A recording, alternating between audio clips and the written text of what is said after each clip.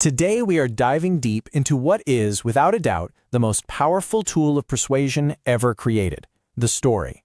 We're going to look at the science of why our brains are just completely hardwired for narrative, drawn from experts like author Jonathan Gottschall, and then we'll see how trial expert Professor Brandon Blankenship uses that exact science to build a case that doesn't just argue facts, but actually wins over a jury. So let's just start with the most basic question of all.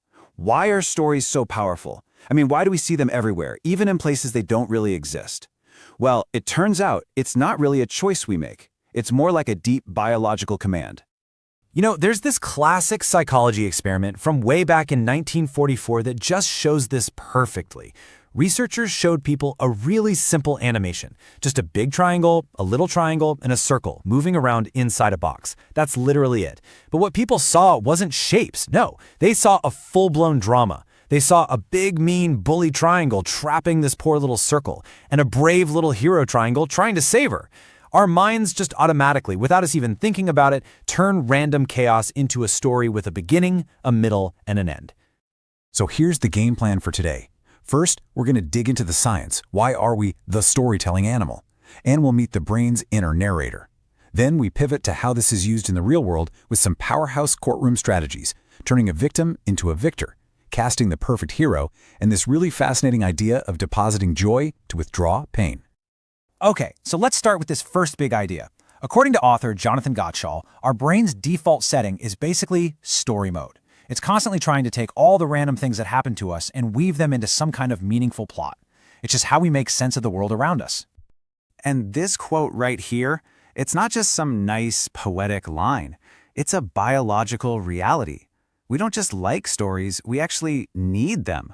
They're like these little buoys in the ocean that help us navigate the totally chaotic waters of reality.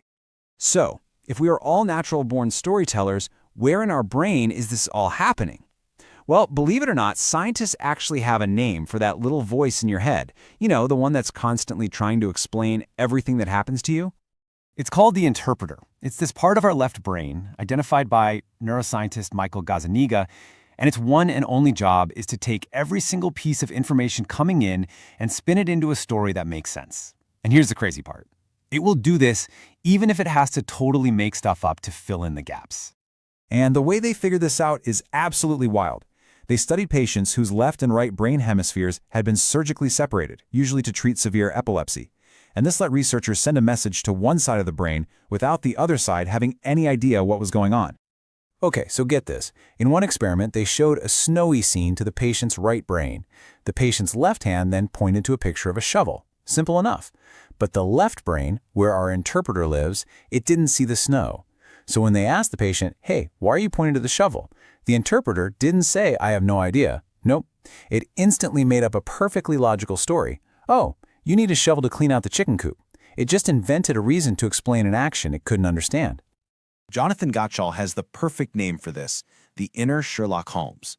Just like the famous detective, our brain sees a couple of clues and then, with total confidence, invents an entire backstory. The only problem is, unlike Sherlock, our inner detective is wrong. A lot. It doesn't care about the truth as much as it cares about having a story that feels complete. It just can't stand a mystery. And that brings us to the million-dollar question, right? If every single person on a jury has this little story-making machine whirring away in their head, trying to make sense of everything, how do you make sure you're feeding it the right story? How do you get their interpreter to build the narrative you want them to build? This is where we get into real-world courtroom strategy, and according to trial expert Professor Brandon Blankenship, probably the single biggest mistake a lawyer can make is telling the wrong kind of story. They tell a story about a victim, when what they really need to be telling is the story of a victor. So let's break this down. The victim story is all about what was lost, all the things a person can't do anymore. It's basically asking for sympathy. But here's the thing, jurors and people in general kind of pull back from that. They think, "Oh, that's terrible, but that would never happen to me." A victor story, though, is totally different. It's about the fight, the strength, the struggle to overcome. It asks for justice, not pity. And that's a story jurors can see themselves in. They see a hero, and they want to help that hero win. Professor Blankenship puts it perfectly. The case is never really about the car crash itself. That's just the event that starts the story.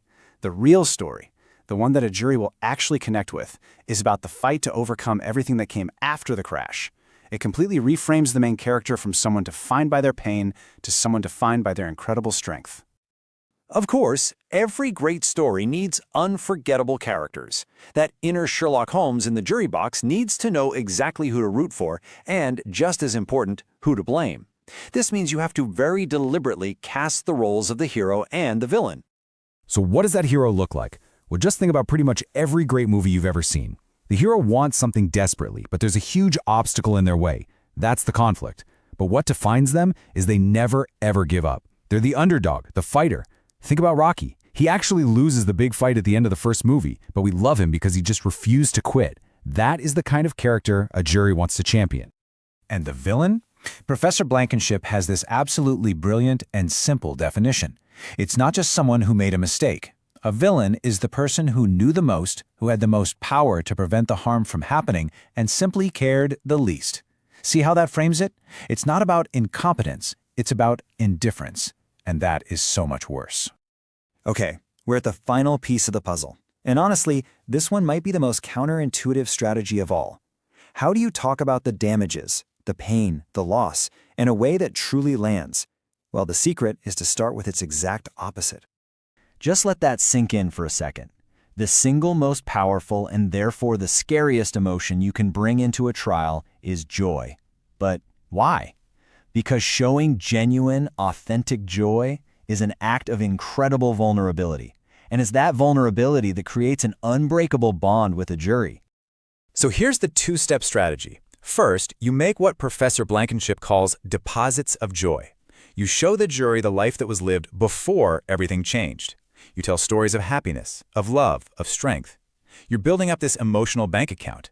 And only once you've made it crystal clear how beautiful that before picture was, have you earned the right to withdraw the pain by showing what was so tragically taken away.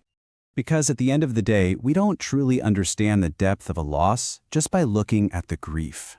We understand it by seeing the vibrant joy that was stolen. When you show a jury what was precious and alive and full of happiness, they feel the emptiness of its absence 1,000 times more powerfully than if you had just described the emptiness itself. So from abstract shapes dancing on a screen to the highest stakes drama of a courtroom, it's pretty clear our brains are just relentless, 24/7 story-making machines.